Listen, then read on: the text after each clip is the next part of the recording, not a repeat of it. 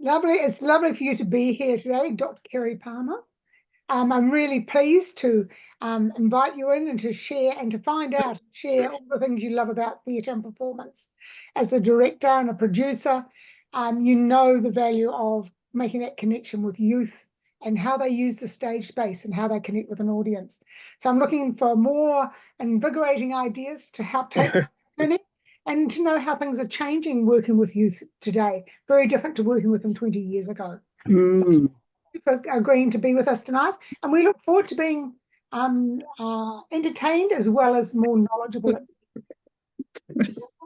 Awesome. Thank you. Awesome. Oh, kia ora. Oh, just got a bit of feedback. Is that? Just going to have to mute our participants at the moment just to make sure that we don't have that feedback. Cool. Kia ora koutou everyone, ngā mihi nui, ko Kerryn Palmer toko ingoa. So my name is Kerryn, and like Sandra said, I am a theatre director. I am a lecturer at Victoria University, and I'm the director of paper, which is Performing Arts and Young People Aotearoa.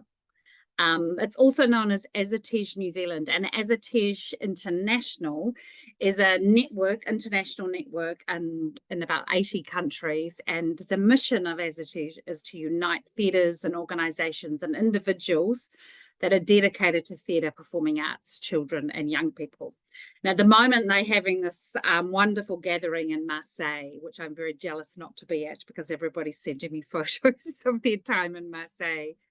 And I'm really happy to talk a little bit more about Azatej and paper afterwards. So I've not really done a webinar thing before, so I was kind of like, I'm not quite sure what to do or what people need, but I want it to be interactive. So there's going to be a little bit of me talking about things and about performance, obviously. I also want to give you a little bit of some things to think about and some strategies around engaging young people in performing arts. And I also want to do a little exercise where we tap into our childhood sort of selves in a way so that we can encourage ourselves to look at how children's own point of view is at this time. I also wanted to give you a little bit of not a rousing speech, but I'm sort of a little bit kind of, people know me as someone that shakes the cages a little bit politically at the moment. And I'm a very strong advocate for the importance of performing arts and young people. And so I thought I'd give you a little bit of my kind of rousing speech type thing as well, because I think it's always good to keep encouraging people to do this work and recognize that it's really challenging. But actually that the performing arts in particular, or the arts, are more important than ever at the moment. So I did speech and drama as a kid for many years, and I was reflecting on it when I was writing this speech, and I was trying to think, what do I remember? And I remember these overheated rooms with silver-haired teachers. Now, of course, I am one. And I originally went to speech and drama in Featherston because my brother had a lisp, and my parents thought they should probably sort that out. My brother still has a lisp, but that's okay. It's not as strong. My parents thought it would be good, and he used to follow me everywhere. So they decided to send me as well. And I loved it. I just absolutely loved it. My most memorable speech was about fungi. And I went around our lifestyle block, and I collected many, many different types of fungi, and I froze them. And I remember vividly them all defrosting during my exam while I was talking about my fungi. When I wrote my PhD, I speak in 2021, I looked back because I wanted to reflect on how I ended up. So I was a country girl. How did I end up with a career in the arts? And I'd actually written this paragraph in the opening paragraph of my thesis, and I thought I'd share it with you because I think it's so resonant to how important our jobs are as inspirers of young people for the performing arts. So I wrote, I grew up in the country. We lived on a lifestyle block just out of Featherston, New Zealand, one of the windiest places on earth. One day, a touring theatre group visited my tiny school. I remember black tights, the actors pulsating energy into our dusty hall, and my strong response, a desire to do what they were doing. I wanted to do that, and I wanted to be those people. My parents enrolled me in speech and drama classes, and I loved the feel of words rolling off my tongue, the magic of the images, the worlds created, and the echo of my voice as I practiced reciting poetry loudly in the back paddock. Seeing and doing theatre and drama made me want to be a better person. I couldn't express it as a child, but it simultaneously made me want to cry and explode with happiness. It made me want to tell stories and fill the world with something bigger than myself. So I still love words and magic and different worlds and characters. And it's kind of no surprise that I do have a career in theatre. In fact, when I run into people from my small town, they're like, oh, that makes complete sense. I still love to speak publicly. I still love public speaking. It's something I learned at Speech and Drama that I love, usually in class, because lecturing really is interactive public speaking. I also love speaking. I think post-menopause, I'm sort of much more outspoken politically, and I've been known recently to spontaneously combust over arts policies and the lack of performing arts opportunities for young people and the state of education and the move to go back to basics. And I find as the older I get, the more confident I get in my own voice and voicing my own opinions as well, which kind of comes from years of research, but also just age of wisdom. Recently, I gave a speech to about 200 Chinese teachers, so drama teachers. And I wanted to just share a little bit of it with you. I'm really curious about what's going on in China. So China for many years was very much about the basics, about the maths and the science and the literacy. And suddenly they've gone, our kids are not creative thinkers. They don't know how to problem solve, and they don't know how to communicate, and oh my God, what have we done wrong? Maybe we need to go back to the arts, which is ironic, of course, because our government seems to be going the other way. So it was really fascinating to be asked to speak to them. So there are about 200.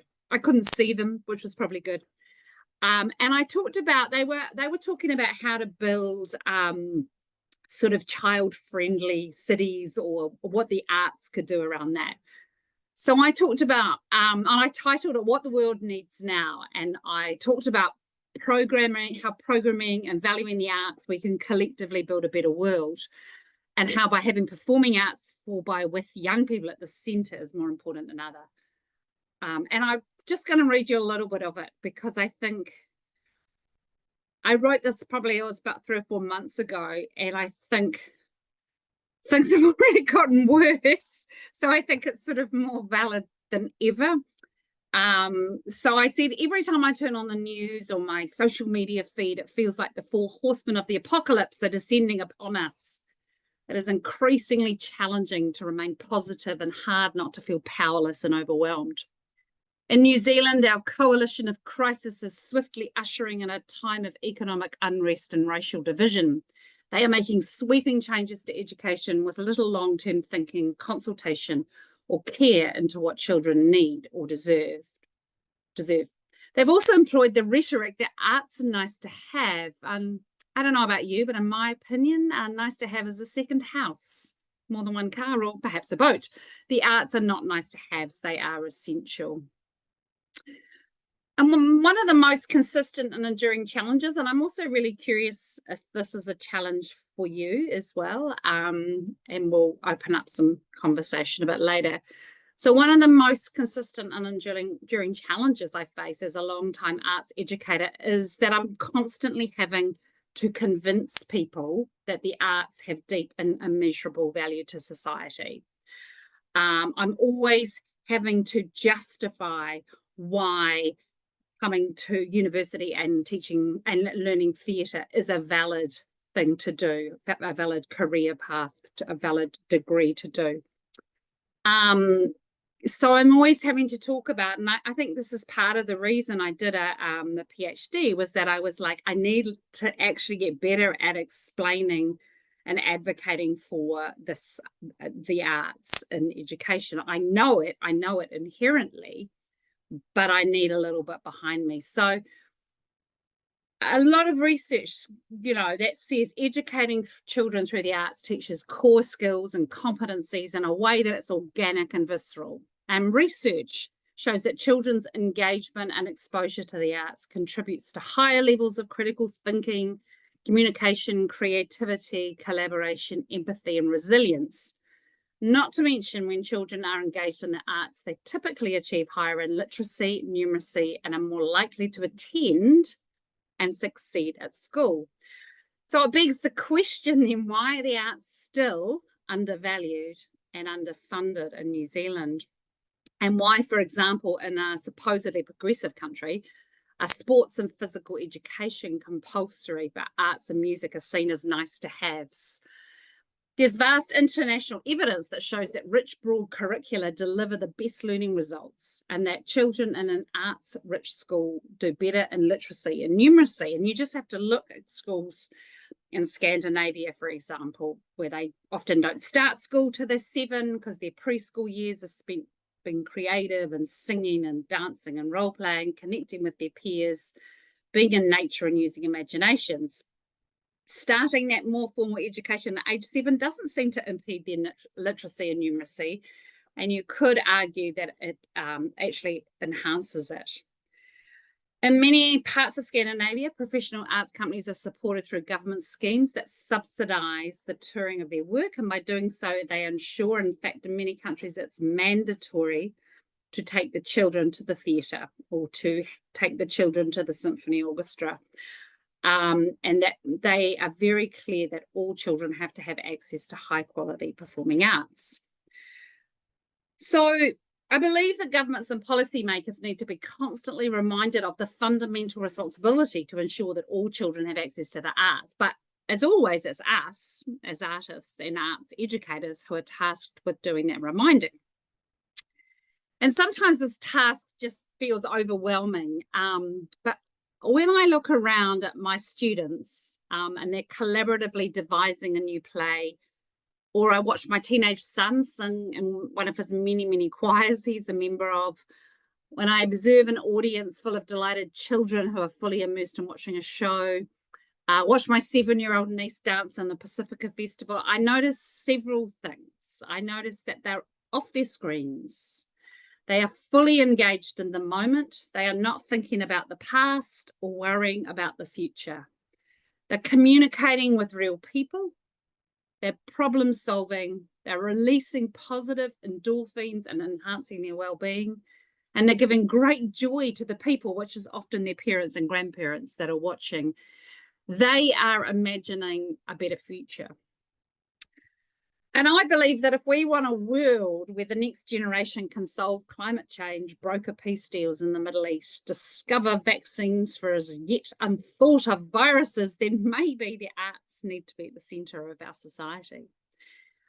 I realise, of course, that I'm preaching to the choir right now as performing arts, speech and drama teachers. You know this, but I also, as I said earlier, often part of our job includes advocating for the importance and the value and the necessity for the very things that we teach, in particular in a political climate where I found out today actually that all the arts programs in prisons are being cut now because they are returning to just numeracy and literacy, which I believe is a huge, huge mistake. So I think it's really important to remind ourselves often that what we do is really important and it is life-changing.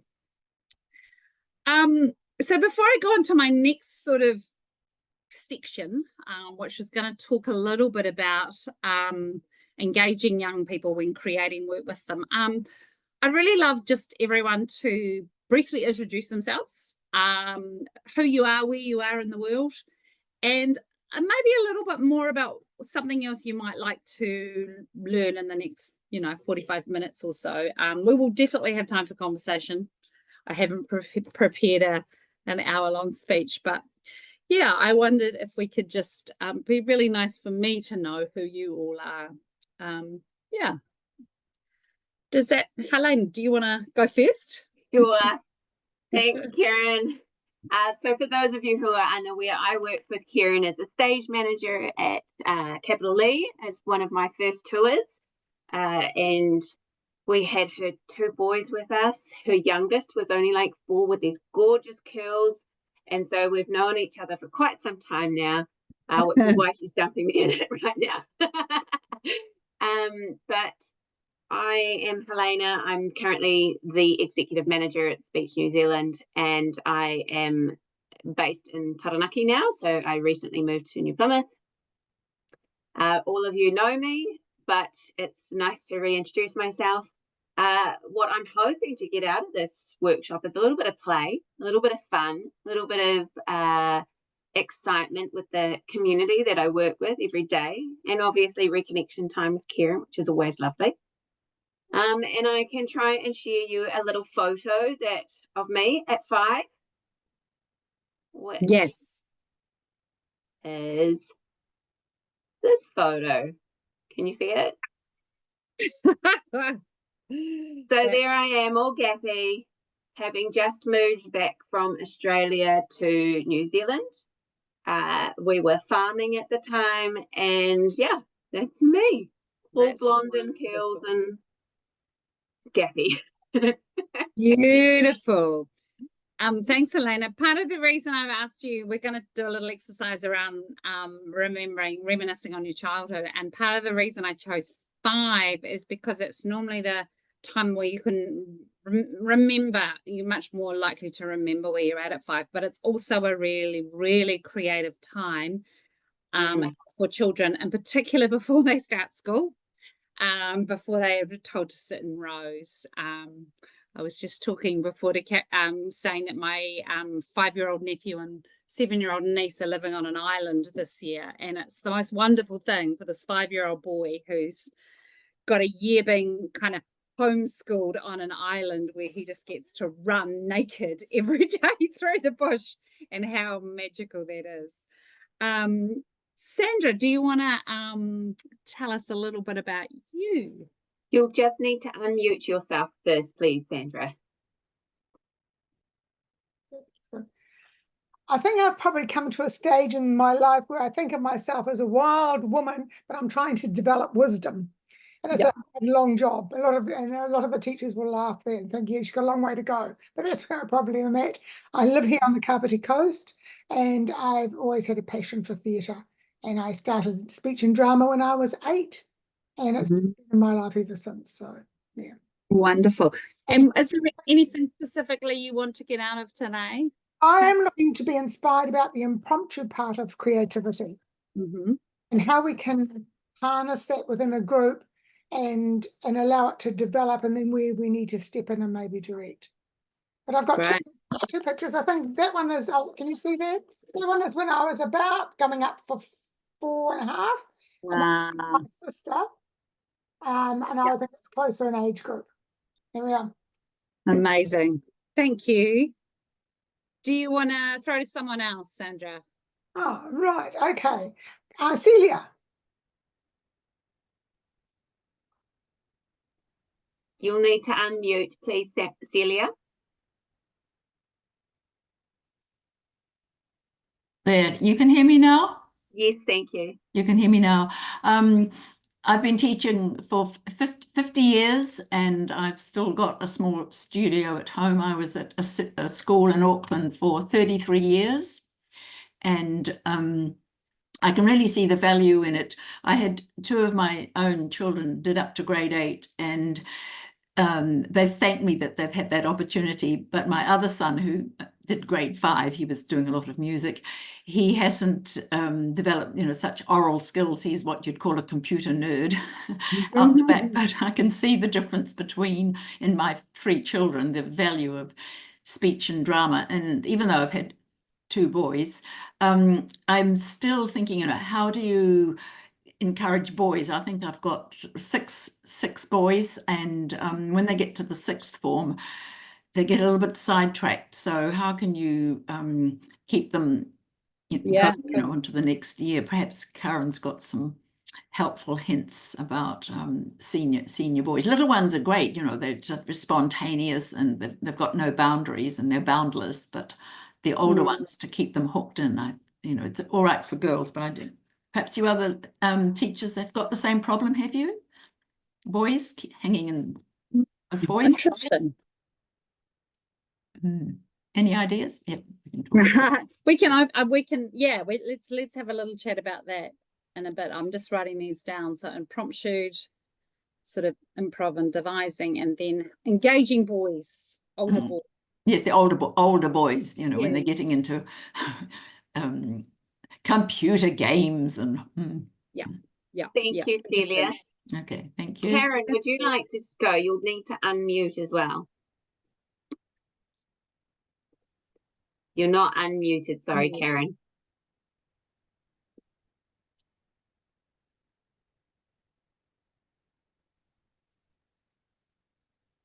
That's right.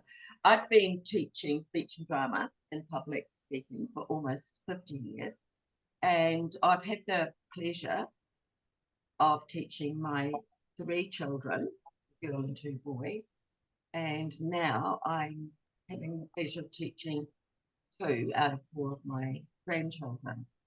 I tried to make the others who were in Auckland learn via Zoom, but they declined. So that never happened. But our eldest boy, he was a very reluctant speech student, and he did, the boys did Trinity effectively, and he got the highest mark for grade 9 in the country. And I said to him, we should tell, you know, the school, and it would go on the newsletter, but no. So it wasn't till he was at Lincoln University, and he was in a group, they were in groups of 4, and they had to research something, and then one of them had to give a presentation, and nobody wanted to. So he was quite surprised that it suited him down to the ground. So he did all the presentation on the condition he did none of the work.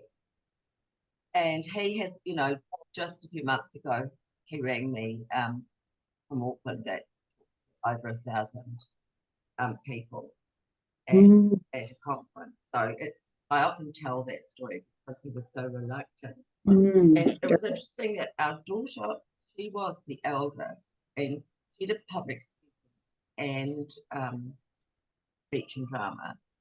But by the time they got to intermediate, I was just having a battle with both the boys, total battle. So I changed them to public speaking. And since that, a lot of my boys, I taught a lot of secondary in Oamaru, they very, you know, they're allowed to choose, but 90% of them are public speaking. And it really worked. And I think it's a great thing. And just like all of you, I'm regularly getting phone calls, cards, or letters from either students I've taught or their parents about how much it has helped them, and you know what in particular it has really helped. And I've got quite a few female students who have had big speech and drama companies in the country as well. So, and you can you make lifelong friends really. One family, I taught the 10 children, and then I taught their mother as well. I ended up teaching quite a few mothers who were bringing their children files, and and then they thought they would do it, and they went through and did. So it's been a real privilege, and I always say that our father used to be insisting that we went to elocution. There were 3 girls, boys. It wasn't even thought about for them to go to their relief. And he used to say you could all teach together. You'd have the Nicholson School of Drama. We used to laugh at him and say, ridiculous idea. But he died when his, in his 60s. So he never got to see that is actually. So I cannot recommend it enough. And at the primary school I go to on Friday mornings, just as a sort of thing of trying to get my foot in the door, I said that I would offer scholarships, scholarship for 5 students. And I said, I won't pick, but you pick them. And I said, I can't take behavioural problems, because I did for a while, because I can't teach. And then I've seen over that 10 years, so many children who would never, ever had the opportunity to learn something like that. And I've seen what a difference having this opportunity means to them. No one knows. Thanks, Kerryn. Yeah, great. Thank you. Can we jump to Annette? Do you just want to tell us just who you are, where you are, and what you'd like to get out of? Right. Well, good evening, everyone. See, I've been studying public speaking, but I was born in Invercargill, and in my time of until my teenage years, Invercargill had what still has a vibrant arts community, but very vibrant as I was growing up, because we had the radio and the theatre and the picture theatre and all the different clubs. And it was really cool. Every year it was traditional to go to the operatic, and you saw your speech teachers, your school teachers and your neighbours being different people. And it was really exciting. And lots of drama in the schools. It was all entertainment. I trained as a primary teacher and took lots of speech and drama and public speaking in the classroom, and then had the privilege of organising the Invercargill Primary School's drama festival for several years, which again was lovely, because we had 4 plays each night. That was enough for the kids, and then another 4 the next night, and filled the theatre every night. So that was good. I wrote down some notes, but listening to you other ladies, it's impromptu. It's more interesting than I wrote down. When the government, not this government, but several ago, decided we're going to work those primary teachers so hard every child will read and write and do their numeracy, and cut the arts out. Immediately, the demand for speech and drama teaching, and even the enrolments for the oral communication in the schools, just dropped, because the parents didn't need extra training for their children to get good marks at school. And I'm so happy that that's going to change again. I was in a school today, actually, and one last week. I'm retired, but I'm still registered in relief teaching. And it's really quite appalling when you go into a classroom and the children's eyes and excitement about doing drama or bringing a story alive just isn't there, because they haven't had the experience, as you were talking about. And they haven't had the experience. And living in the country area, we had concerts. If you wanted to raise some money, you had a concert. And again, all the people you knew, your next door neighbours, the local policemen, the whole lot, they were on the stage doing, entertaining you, and you laughed and joined in and sang and with them. What I'm really expecting tonight is to just have my motivation refueled, to get these children whose eyes are just, the light is off, to get them up and going and be a character, and, as you said, leave their lives behind and just be free of what they face every day, to be somebody else. Cool. And Thank here you. I am as a very disciplined 5-year-old with my brother. Awesome. We were naughty, and we could run around in the countryside and whatever, but it was a very disciplined society. And when you went out, you sat still, full stop, Great. because Thanks. grandma said, right. Thanks, Annette. Awesome. Thank Yeah. you. Rebecca, whereabouts are you zooming in from? Kia ora, how's it going? Lovely to see everyone. I am in the Hutt Valley, like Pauline. So we're both in the Hutt, born and bred. And my story is I'm relatively new. I'm 4 years teaching now.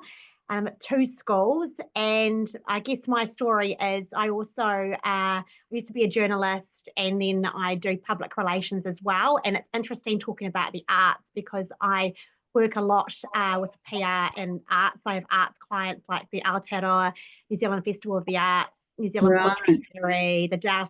Yes, and so a lot of I'm actually working on an op-ed for the festival about the importance of investing in the arts to create joy and mental health, and how important it is. So it kind of resonates a lot with what you said. And I also did PR for Arts Access Aotearoa, and so a lot, I know when you talk about the prison cuts for funding there, I mean, yes, this is something that I'm sort of, it's my other sidekick. So I do the PR, but actually it's a nice complement to the teaching. But yes, my story is really, I was actually a very shy girl, and in primary school, the reports said that we're a bit concerned about Rebecca. She's a good student, but she's very quiet and she just doesn't talk. And so my parents were quite concerned. I mean, everyone laughs now and says, well, you can't get me to shut up. But they sent me to Sandra Bartlam. And so I was so lucky to have Sandra, and it really helped me. And I think it's the best investment, and I tell all the parents to give to your children is speech and drama, because my confidence just grew under Sandra, and then I ended up being head girl of the school. And there is no way, and I'm actually teaching at Sacred Heart, and I tell the girls, I said, there was no way I would ever have been head girl if I didn't do speech and drama. But I think that's the thing, it sort of helped me with my journalism, and it's helped me in all facets. And I see these students that I start teaching at year 7, and they're quite shy and quiet, and mum and dad have sent them along because they need to build their confidence. And now they've got these leadership roles at school 5 years later, or they're getting up on stage and performing and doing things. And you just see it's not all about the out there girls and boys, which is, it's fine. Some are very naturally confident, but it's also the ones that really need to grow and foster. So I guess what also I really enjoyed was hearing about how, yes, the young ones I find are really creative. My year 7s and 8s, they come in and they've just the imaginations, and they've got a lot of energy, and they improvisations and drama. But as they get older, it starts to fade a bit with the teens and the pressure and all these other things. And so I guess I'm trying to keep them motivated and keep them inspired, and that creativity going. That's really what I want to see. Yeah. Oh, awesome. And I found this while I was talking. I forgot about it, but look. Can you... Oh, wow. Oh, lovely. Amazing. Fantastic. That's so cute. Awesome. I gave it a bit of a wipe, had dust on it. So, yeah. Jenny, do you want to tell us about just a little bit about where you are? Yes, I will tell you about me. That's awesome. I'm in Christchurch, the South Island, where we've been for quite a long time, and I'm at a private school in Christchurch, where the performing arts are very, very important and huge. We have 6 speech and drama teachers here. What school is it, Denny? It's St. Margaret's College. Oh, yeah, yeah. So they're very supportive of speech and drama, and it's a really great little family of teachers, so that's really exciting.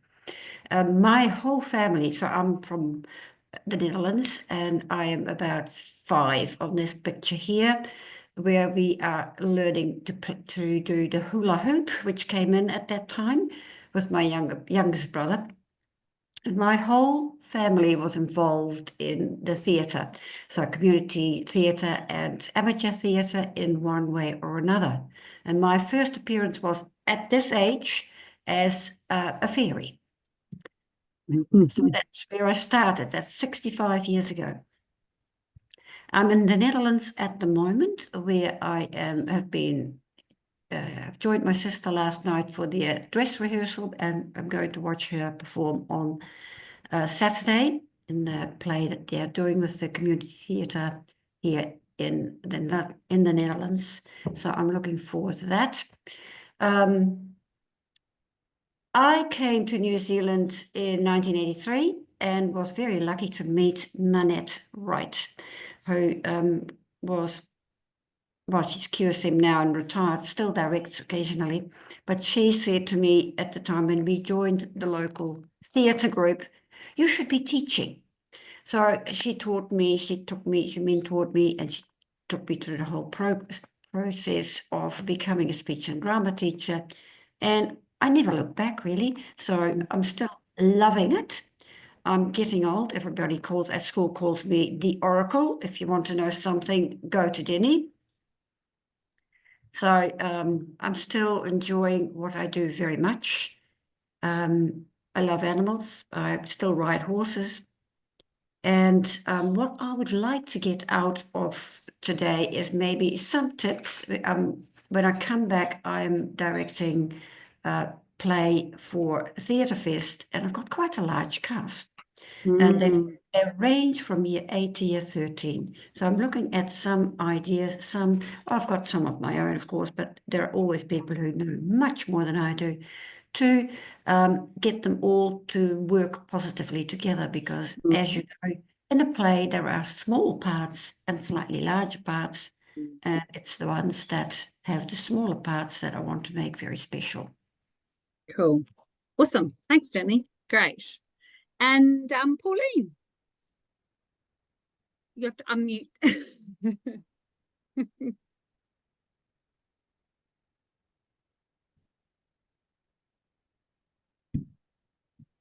All right. I live in Lower Hutt, and I've been teaching for nearly 50 years in primary school and colleges. And I found that the boys' school that I taught at was public speaking was what inspired them. And that's what they like to carry on right through, just doing public speaking. So that's the best idea for you, I think, Celia, that public speaking really inspires the boys.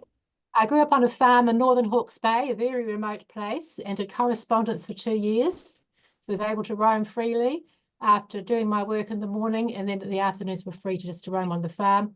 Then I went to boarding school in Napier and didn't start speech and drama until then. And that was my 5 years at college, and I did speech and drama. And I think I would like very much to be able to get some fresh ideas to inspire the students that I'm teaching. Because having been teaching for so long, I just like some new, fresh ideas. And I'll show you a photo. Let me see there.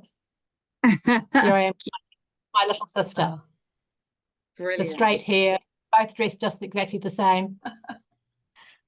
Great. Thank you. Thanks, Pauline. Fantastic. Awesome. Okay, great. So there's a few things there that I want to sort of unpack a little bit. The thing about the ideas and extra games and stuff, because I always find that I get really tired of my kind of activities and my games. And I've just put together a resource of games, which I can share with you. So I'm really happy to do that. There's a whole lot of different games that you can do. I actually teach in retirement villages as well, and teach improv to elderly retirement villages and the community, and these are games that work for them as well as for young people. So you're very welcome. I will share that resource with you as well. And so great. So what I wanted to talk about a little bit, and I think this kind of touches on what you're saying about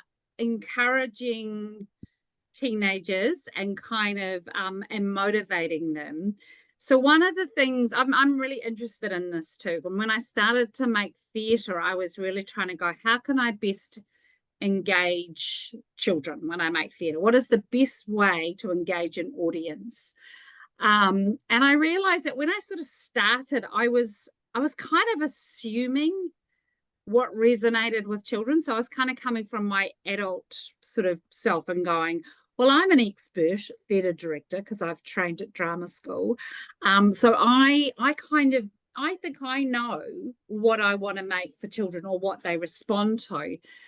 And this sort of included acting on assumptions that children's theatre needs to be, you know, fast-paced, bright colours, he's behind you, audience participation, all these kind of tropes that we've gotten stuck into. And I sort of, you know, in retrospect, it's like, it still wasn't quite working. And I realised I was an expert in directing theatre, and I could do that for adults because that was my lived experience. But actually, I needed to investigate the unique kind of perspectives and characteristics of young people again.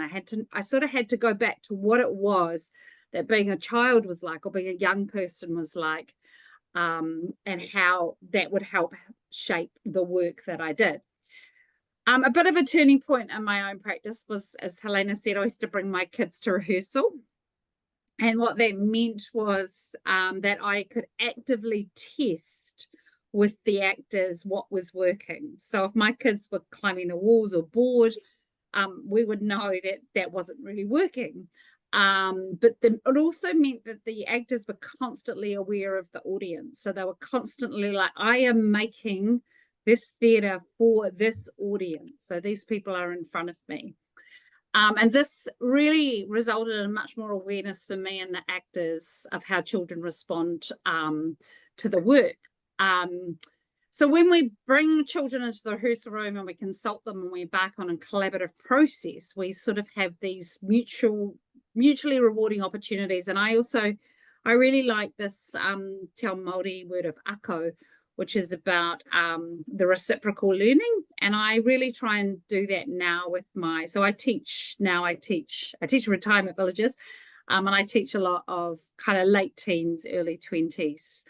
And what I really think could be useful to use, you know, is that kind of idea of reciprocal learning. So I am teaching you, but you are also teaching me what it's like to be a young person in New Zealand today. So I really try and approach my teaching from that kind of level playing field, rather than I know what I'm doing, I am going to fill you up, empty vessel. And I think that's really shifted my teaching. I think, and so it sort of really shifted the way that I think about teaching and the way that I think about performing arts. And I think this can be incorporated into any sort of theatre setting, but I think it can also into speech and drama. And I think one of the things is that you make these unexpected discoveries along the way.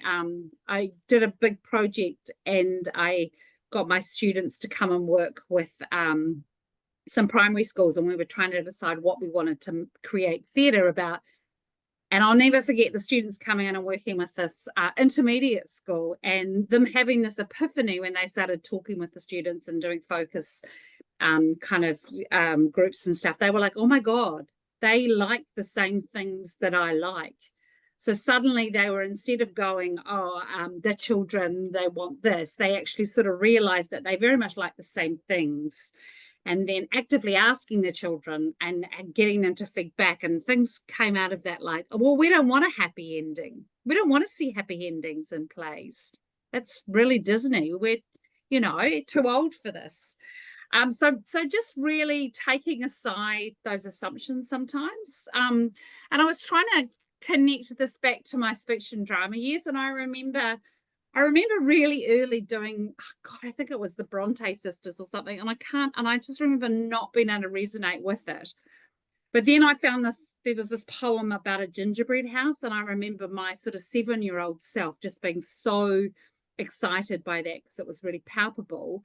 But then when I was 15, I discovered Shakespeare, and all of a sudden that like a little switch that went on. And I was obsessed, and suddenly the classics resonated with me. And I think it's always, I think it's good to recognize that children resonate with different themes and stories at different stages of childhood. And I think sometimes, and we I think we do this in theatre a bit as we group kids together. We used to do this at capital E. I think we used to say, oh, it's for 2 to 7-year-olds. And then you think, well, the difference between a 2-year-old and a 7-year-old is really, really different, right? Or a difference between a 5-year-old and a 10-year-old is really different as well. So, yeah, so I just sort of wanted to sort of think it's always good to remind ourselves of ways that we can work with children. So I started to look at ways that I could create this work for children. And a lot of it is to do with audience engagement. And for production or work to engage with an audience, the themes in the narrative must be relevant to young people and matter to them and connect in some way to their lives and experiences. So it must impact young people emotionally, intellectually, or imaginatively and have some sort of lasting resonance for them. So I wonder sometimes when you talk about disengage, the boys kind of not wanting to be engaged in this, and whether that's the material that is perhaps not connecting with them. And there's always some sort of finding some sort of in with that too, you know, like, and I've noticed I've got 2 boys as well, and it's just like, it's that kind of whole, yeah, nah, and then suddenly, oh, right, that, I'm really interested in that. And sometimes I think following those sort of interests can be a really a way of doing that. We're actually working on, Paper is working on a resource at the moment, which is called Engaging with Young People When Creating Work for Young Audiences. And some of this might be relevant to you. That's sort of on the Paper website. There's also a resource on there called Creating Quality Theatre for Young People. And again, it talks a lot about that kind of not making assumptions, not patronising, not talking down to kids. And I think that's equally as relevant for making theatre as it is of teaching as well. And I think really, again, it's just like really thinking about your audience and really thinking about your students. So there's a lot of things in that resource about focus groups and talking and playing with young people and asking them, figuring out what it is that excites them. And I think there's always a bit of a tension when you're teaching around, well, tension is possibly not the right word, is that you want to go with what they're interested in, but you also, there's a whole world out here that they don't know about. So part of your role is also to introduce them to that, but it's how that you kind of do that. And I guess for me, it comes back to that reciprocal learning thing again, is like, well, we're kind of teaching on this way where we're learning from each other. And that's a little bit about how we position ourselves as teachers. I'm really hyper aware of time, but one thing I'm really curious about is how I inspire performers and devisers to think and create in a childlike way that's not patronizing to children. So I really hate bad children's theatre that relies on patronizing, sort of talking down to children, and underestimating their intelligence and wisdom. So I'm really interested, and I started to think about ways that if we connect with our own childlike self, if we remind ourselves of what it's like to be as a child, then can we create work, or can we work in a way or engage students in a way because we are remembering. So this is just a little exercise, and we're really not going to have much time to do it. But on this, normally I do this I did this with my students the other day, actually. It was really cool, and my master's students. And normally I get people to draw 4 squares, slice your paper into 4. And I normally get you to draw each of these 4 things, but I'm going to just get you to choose one. And there are 4 categories. And one of them you're going to draw a picture. The title is hiding. So what does hiding mean? The second one is joy. The third one is terrified. And the fourth one is your favorite toy. And I want you to go back to being 5. So what does hiding mean when you were 5? What did you hide from, or where did you hide, or was there a hiding place? What brought you joy? What were you terrified of? Or what was your favorite toy? And because we don't have a lot of time, I'm just going to get you to choose one to draw. And it's really about looking back and reflecting on what it was like to be 5 and to be in that situation where you know you're in a family, you're relatively powerless as a 5-year-old, but it's also a time of great joy often and creativity. Can you remember what the feelings were at that time? How did you feel in that time? And when you finish that,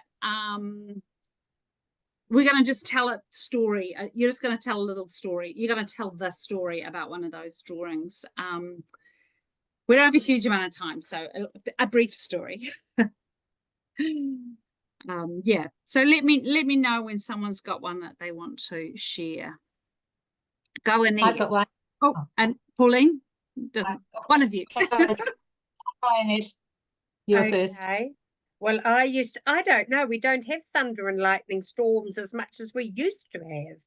But when I was little, we just had the blinds that went down and the windows that went out, but the fan lights were open. That there was no blinds on them, and that the lightning would flash through and reflect on the mirror in the bedroom. And I've drawn a picture of being in the bed with, being hot as and very frightened underneath the blankets. And what did it feel like to be underneath the blankets? Terribly, terribly, sort of as if you were going to pass out. And you needed to open it a bit and get some air and then close it again, Yeah, brilliant. That was my fear. And now that, and I think how lucky my children were that the whole, in the modern houses, from 1970s onwards, where the whole window was covered. Yeah, great. Yeah, for storms. Yes, and Pauline, what about you? What would you like to I was on the wharf in Wellington, farewelling somebody on a big ocean liner, and as it was pulling out from the wharf, I was convinced that the wharf was moving. And my parents kept saying, no, it's only the ship's moving. And I could not believe, I was absolutely terrified. They had to take me away in the end. I was so upset and so terrified. Yeah, great. Thank you. Someone else. I was terrified of the dark, and my 2 brothers and cousins knew that. But either do it inside. We had an L-shaped hallway, and they turned the lights off, and I'd just be desperate. Or they'd say to come outside up to the shed, and there was a big light, but then they'd turn it off, run back to the house, and leave me there. It took years to get over these. To get over that. Yeah, that's traumatizing. Yeah, gosh. Thanks, Kerryn. Great. Helena. I have drawn a picture hiding behind a couch, just like hide and seek, because I had an older sister, so we'd always play hide and seek when we were in a little farmhouse. It's not necessarily a vivid memory, but that to me is being 5 and hiding is like, it's kind of joyful because you're giggling away and you're never quiet. Yeah. And you're just like, oh, I'm so cool, they're never going to find me. And they're going like, Diva, where are you, sort of thing. And making a big deal of it. Because they know exactly where you are, but you're going, they can't find me. So that's me. Fantastic. Great. Thank you. Awesome. Someone else.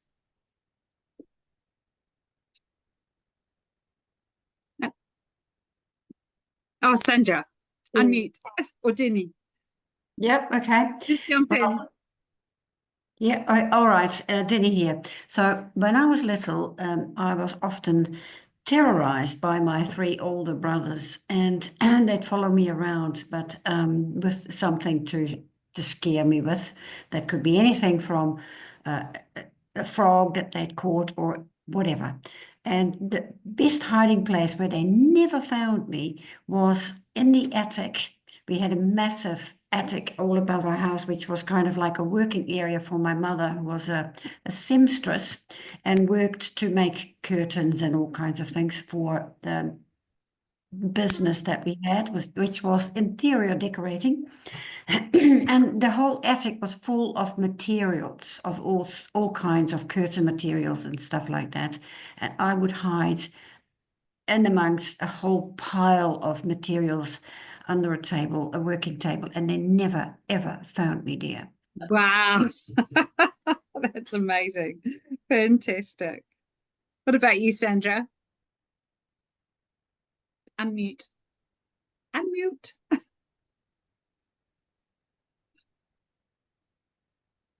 Mine was a joy of being able to climb up on the doll's house. And if I sort of ran and jumped far enough, I'd think I was flying. And every time I'd go, I'd spend hours trying to go that bit further, move my legs, wave my arms in the hopes that I could just levitate off the ground and fly. And it was that joyous feeling, because sometimes I'm sure I did. Of course. Amazing. Fantastic. And Rebecca. Yes, I've got one of a drawing of a witch wearing high heels. So we used to live next door to an alleyway, and I remember going to bed at night and just hearing this noise of high heels walking down the alleyway next door, and it was probably someone coming from the train, and I thought it was this witch coming to get me. I just had this kind of, I used to hide under the bed as well, and all snug. So I just never forget that. It's so bizarre. Amazing. Yeah, great. And Celia, what have you?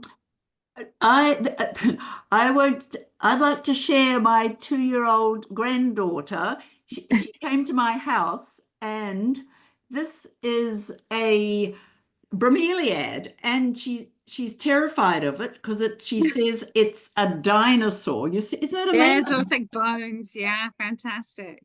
It's about 14 feet high.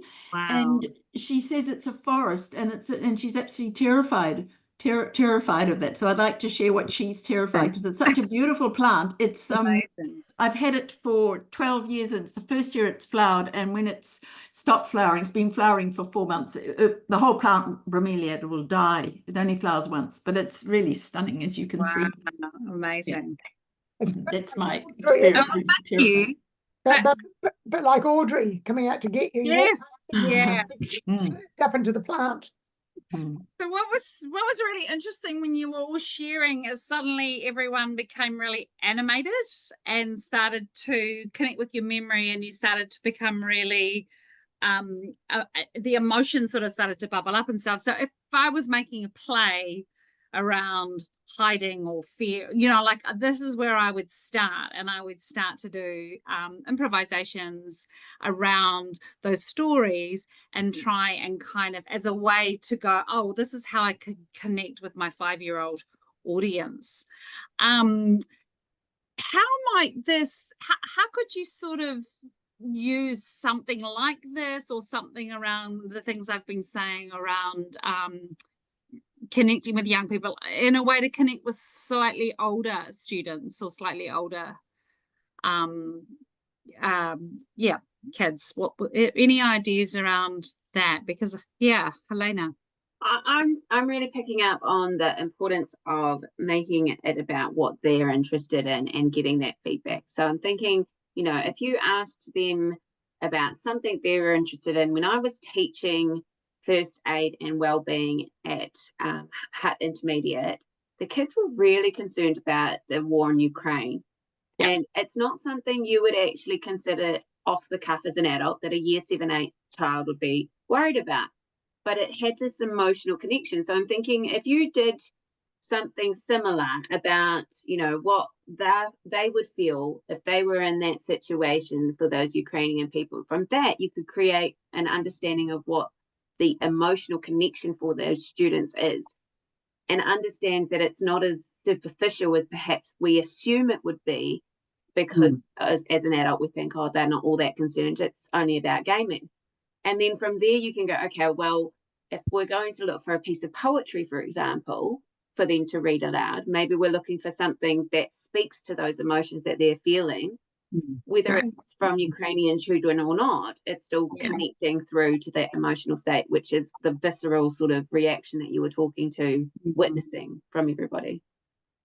Yeah, great. And I think that's really important. I think we underestimate what children are capable of or what they think. I mean, I remember being 7 and just being 8 and being terrified of nuclear war, and I was convinced we were going to be, we were going to be nuked, and what was the, like these fears and these things are really big. And I think that's the worst thing. That's why I have such a strong dislike of children's theatre. That's just really talks down to kids, because I think they're way more sophisticated than that, and that finding out what they are interested in, or what their fears or their joys is a way to start, is a way to figure that out. Any other ideas from people? I've got she's a grade 7 girl who's doing the poem Hide and Seek by Vernon Scannell, and she's going to do that as devised for the grade 7. So Cool. just talking with you and this terrified, it got me thinking about turning this into, she's devising this whole poem for the exam. Do your other teachers know that poem Hide and Seek by Vernon Scannell? Yes, the last sentence is rather difficult because you've got to have a rising inflection. I must say that all the students do find that last sentence quite a challenge in that poem. And of course, all the suspensive pauses and other pauses. And creating the atmosphere and tension and the relief and at the end, the loss, really, the feeling. Delia, I'm wondering, just from what Kerryn's been saying, whether it's talking to the emotional reaction, and that's what will help them understand the suspensive pauses and so forth. Because if they put themselves emotionally into the poem, then it denotes those sorts of pauses and that sort of inflection, etc., because they'll feel that relief, etc. Okay, thank you. Yeah. Any other thoughts or ideas around that?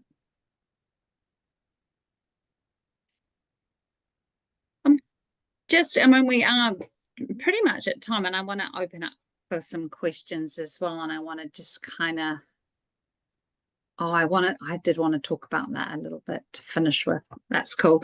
I'm just talking about engaging boys, which is a really interesting thing. So teenage boys often think they're older than they are. They want to be adults, right? They want to be in that adult world, and they often don't, well, in my experience, they don't want to listen to authority figures necessarily. So it is really tricky to find what will engage them at that time. And I think the thing about gaming that I'm quite interested in, and this is some of the work we did talking with intermediate kids, is it's about other worlds. It's about taking yourself into a different world. That's quite often that's why they're attracted to gaming, is because they put themselves in a different world and a different thing where they become something stronger or something bigger. And if you kind of think about it in that way, then that can transfer to drama or performance, and that how can you find those pieces where it's all about being in a different world, where you are a different person. It's an escape from reality at that time. And I just wonder if that's something to consider in that kind of working with the teenage boys, and again really finding what it is that they're interested in, or what they're scared of, or what they're worried about, or what brings them joy. I mean, it's so, I don't know if you guys have watched Adolescence yet. It's a really grueling watch on about teenage boys on Netflix, and it's sort of all about that computer world. And it is really scary, but then it's kind of like, why do they do that? Often they do that as an escape. So is there another way that they can escape? And I'm really fascinated. My eldest was always a really big reader. Like would read and read and read The Hobbit at 7 and read and read and read. And then when he was 15 to 17, he stopped reading and gamed. And I was so devastated. And but he's come back to reading. So now he doesn't game and he reads again as a 21-year-old. So it's really interesting how it's quite cyclical as well. And I think what was happening for him then is he just needed to be in another place because his brain was not working function. There was no frontal cortex at all. So yeah, I don't know. Those are my thoughts around that, and I'm happy to talk more. But I just wanted to finish with something because this is something I'm really interested in at the moment, and I don't know whether you know much about it, but I've just written this article for the Post where it's talking about I talk about, and I believe this is the government squeezes space for arts within education and in professional and community spaces. There's a serious risk that a generation of New Zealand children will miss out on experiencing and learning through the arts. And this lack of arts-rich experiences for young people could detrimentally affect the fabric of New Zealand. And I started doing this research into the 1935 Labour government. Peter Fraser and the Education Minister Clarence Beebe, who were inspired by John Dewey's theories of education, democracy and the arts. And this was in the 30s, and Dewey believed that the art has a way of encouraging people to understand and empathise with the environment, and crucially, that art is a tool to erase bias and encourage democratic citizenship. So Beebe pioneered an education system at the times that held the arts at the centre, one that encouraged a way of thinking about possibilities for a more just, equitable and fair world. This was a really revolutionary movement. It seeded pathways for our Makans and our Hoteris and a lot of great artists. And interestingly, it came at a time of rising fascism and right-wing rhetoric. And it was implemented among others, by visionary artist and educationist Gordon Tovey, who formulated this education program that integrated art, drama, music, and movement into the curriculum. So it's really interesting that we kind of had this education system that was very focused around the arts as a way to kind of encourage democracy and young people to really think outside of themselves. And we know that art helps young people to dream big, to work with others, to problem solve, to collaborate. And I think this whole rhetoric at the moment around being obsessed with structured numeracy and literacy and going back to basics ignores this fact that arts can be a conduit that children can learn these basics through. So I guess it's kind of a little bit of a call to arms to keep going. I think what we're doing is the right thing to do, to keep engaging children in the performing arts, to keep engaging young people in speaking and arts and looking at poetry and reading drama and that, because I think it's one way that we might be able to change the status quo in the world and lead the world in a more empathetic and creative way.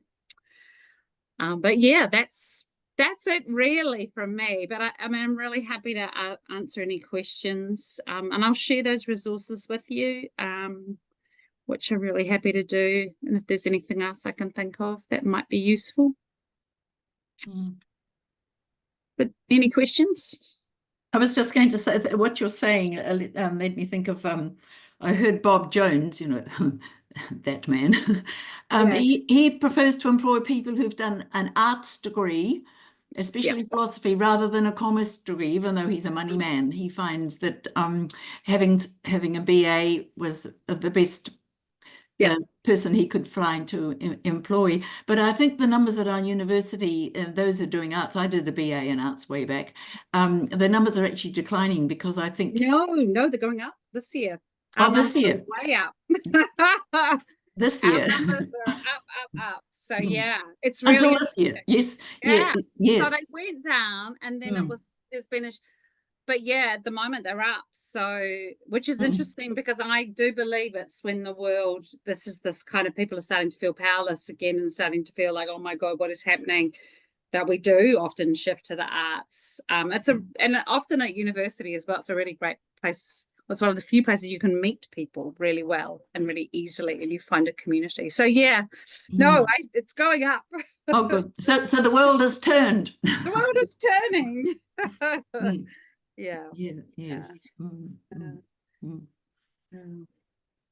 Thought it might be quite helpful to know for the community here, the audience here, that Kerryn was one of the biggest advocates towards keeping and maintaining the arts program at Victoria University. So she's been fighting the good fight there, fighting the good fight everywhere, and the paper community as part of that work that she's doing towards ensuring that the arts continue throughout Aotearoa, and which is why she's been investigating the politics and so forth quite extensively.